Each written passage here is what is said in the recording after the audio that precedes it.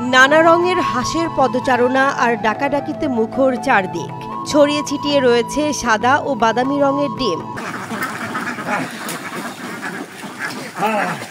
এই ডিমগুলো সংগ্রহে ব্যস্ত খামারি মোশারেফ হোসেন ও তার মেয়ে মারুফা। এখানে 1300 হাঁস দিয়ে শুরু করেছি। আল্লাহর রহমতে আমার ফার্মের বয়স এখন 5 মাস। খামারি মোশাররফ হোসেনের সাথে কথা বলে জানা যায়, তিনি একসময় রাজধানী ঢাকায় থাকতেন, কিন্তু বয়স বাড়ার সাথে সাথে নিজের কর্মক্ষমতা কমে যাওয়ায় গত বছরের আগস্ট মাসে ঢাকা থেকে পরিবার সহ গ্রামের বাড়িতে চলে আসেন তিনি। কষ্ট তেমন একটা না, লাভ আছে মোটামুটি 400 ডিম পারে, লাভ না লেগে আমরা পালি।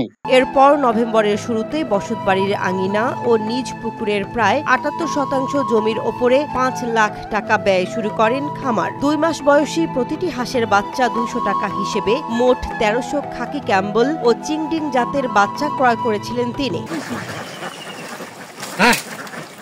শুটকি, ভুট্টা, চালের গুঁড়া, ঝিনুক, শামুকের গুঁড়া ও ডালের গুঁড়া একসঙ্গে মিশিয়ে মেশিনে ভাঙিয়ে হাঁসের খাবার তৈরি করেন তিনি। এতে গড়ে প্রতিদিন 6000 টাকা খরচ হয় তার। খাবারটার সাথে অনেকগুলো আইটেম আর কি মিক্স করে আমরা খাবারটা নিজেরা হাতে তৈরি করি। ভুট্টা, ধান, তারপর গমের গুঁড়া, পাথর আছে, মাছের শুটকি, এটা হচ্ছে প্রোটিনের জন্য, তারপরে পাথর আছে, ঝিনুক আছে, এগুলো হাঁসের খুবই প্রয়োজন, ক্যালসিয়াম। মূলত খাবারটা আমরা হাতে মিক্স করে আর কি নিজেরা বিভিন্ন জায়গা থেকে সংরক্ষণ করে তারপর হাতে মিক্স করে আমরা খাবারটা মূলত আমরা কোনো ফিড খাওয়াচ্ছি না আর কি।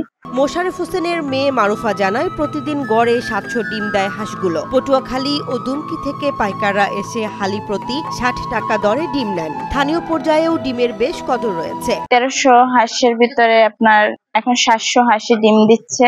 এতে খরচ বাদে প্রতিদিন গড়ে 3 থেকে 3500 টাকা আয় হচ্ছে। এছাড়াও গড়ে 700 টাকা হিসেবে 8 লাখ টাকার হাঁস রয়েছে খামারে। ডিম ও হাঁস মিলে প্রতি মাসে তারা আয় করছেন অন্তত 3 লাখ টাকা। আল্লাহর রহমতে আমাদের আয় ব্যয় হিসাব করে তাতে আমরা এখন পর্যন্ত লাভবান আছি। আমার পার ডে আর কি 3 থেকে 3500 টাকার মতো আমাদের লাভ থাকে। কম পুঁজিতে লাভ বেশি হওয়ায় পটুয়াখালীর দুমকিতে হাঁস পালন করে এ পেশায় ভাগ্য বদলানোর স্বপ্ন দেখছেন মোশাররফ ও তার মেয়ে মারুফা। শুরু করছি এজন্য যে সামনের জন্য আমরা বড় করে আরো করতে পারি, ভালো লাভ আসলে আমরা এটা থেকে আর একটু বড় করার জন্য আমরা আশাবাদী, বড় করার জন্য চেষ্টা করব। আর খামারটি পরিদর্শন করে সরকারি সব ধরনের সহযোগিতা প্রদান করা হবে বলে জানিয়েছেন উপজেলা প্রাণী সম্পদ কর্মকর্তা ডাক্তার অশোক হালদার। বড় একটা হাঁসের খামার আমি পরিদর্শন করলাম, তো সেখানে আমি দেখেছি প্রায় 1000 প্লাস হাঁস রয়েছে এবং তাদের এই যে বিশেষ উদ্যোগ, এটা আমি খুবই প্রশংসিত আমার কাছে। কারণ হলো এইরকম খামার সাধারণত আমি এই দুমকিতে দেখিনি, এবং কারণটা হলো এখানে এখানে হাঁসের খামারের কিন্তু বিশাল সম্ভাবনা রয়েছে। কারণ এখানে আশেপাশে বিল এবং যে খাবারের যে খরচটা সেটা সাধারণত অনেকটা এই বিলে চড়ানোর মাধ্যমে অনেকটা কমায় নিয়ে আসতে পারে।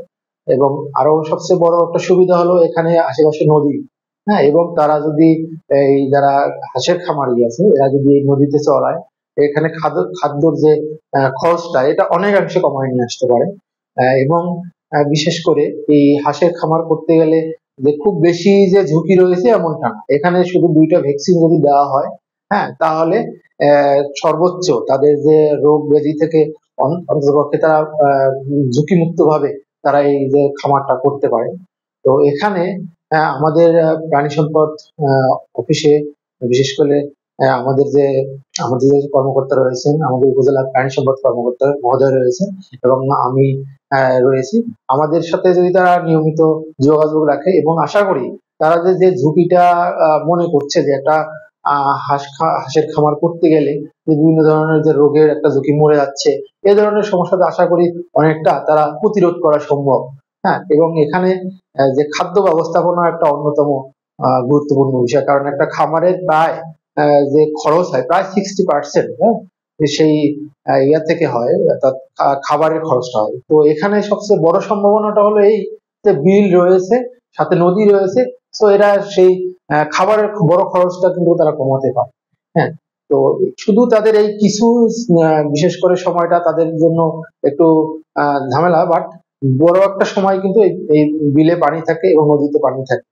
তো এর জন্য আমাদের সাথে এই যারা উদ্যোক্তা হতে চান তাদেরকে অবশ্যই আমাদের সাথে যোগাযোগ করতে হবে এবং তাদেরকে সুনির্দিষ্ট পরামর্শ মাধ্যমে অবশ্যই তারা উত্তরোত্তর এই খামারের উন্নতি করতে পারবে বলে আমি আশা করছি।